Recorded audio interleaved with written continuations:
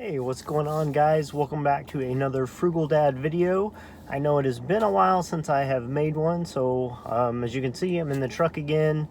Very limited on time. I've had a lot going on the last week or so, so I haven't really been on social media a whole lot or doing any videos. But I had something come up today that was on my mind, and I wanted to go ahead and make a video about that. So, with this being the middle of June, it's going to be time to make my cell phone payments again. So one of the things I wanted to talk about today is the fees or the cost of owning a phone. So my wife and I both have iPhones, and you know, they used to be like $200. You bought them outright and you had your plan. Well, obviously things have changed. They're a lot more expensive now.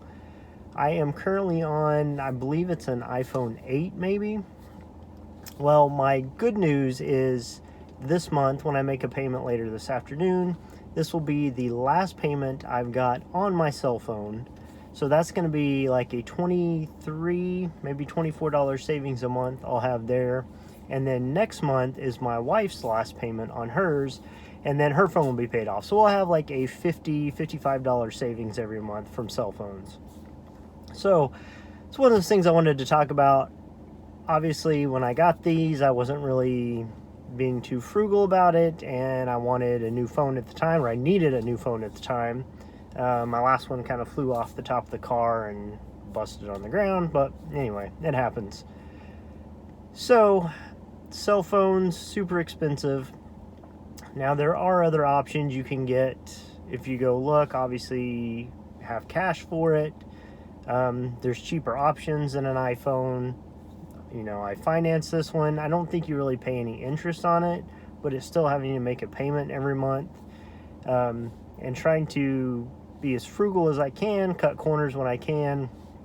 I was trying to do everything I could to cut costs so I can use that money to pay off other debts and some other things. But with it being so close, there's no point in going and buying a new, cheaper cell phone to try and get rid of this one when I was so close with my payments anyway. So I've just been trying to pay it off, you know, just kind of ride it out basically. So this month, today, happy to say, is the last payment on this one. So hopefully this thing doesn't break down on me. I feel like they start pushing like updates and whatnot to these things to kind of slow them down till it gets to the point you just feel like you have to buy another one. But I don't have any plans on buying a new phone anytime soon, so hopefully that doesn't happen.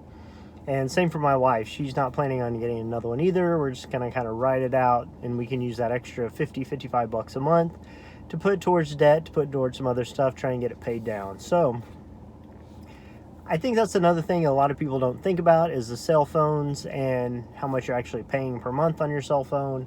And it's a necessity, right? Like for me, I do have an online business, so I use my phone constantly for stuff like that. So it is a necessity, something I need, but I also hate paying for it too. And I also don't want to go drop $1,000 just to pay cash for a phone right now. That's not in my budget either. So iPhone 8, obviously it's 2.5 years old now, I think is what it is, 30 months. So hopefully this thing will hang on a little while longer. But I just wanted to mention that today. Most of you, if you haven't looked at it, see what you're paying for a cell phone. You know, obviously some people just have one, families have 2, 3, 4, depending on how many kids and how old they are. Something to look at if you're trying to cut corners, you know, shave off as much money as you can that's going out every month. So check those cell phone plans, check the phones themselves, see how much you're paying on that stuff. And use that money wisely, use it for something else, and then start saving up for that phone, right? Like if you don't have the payment, if you don't have to put it towards something else, start, you know, putting that money away.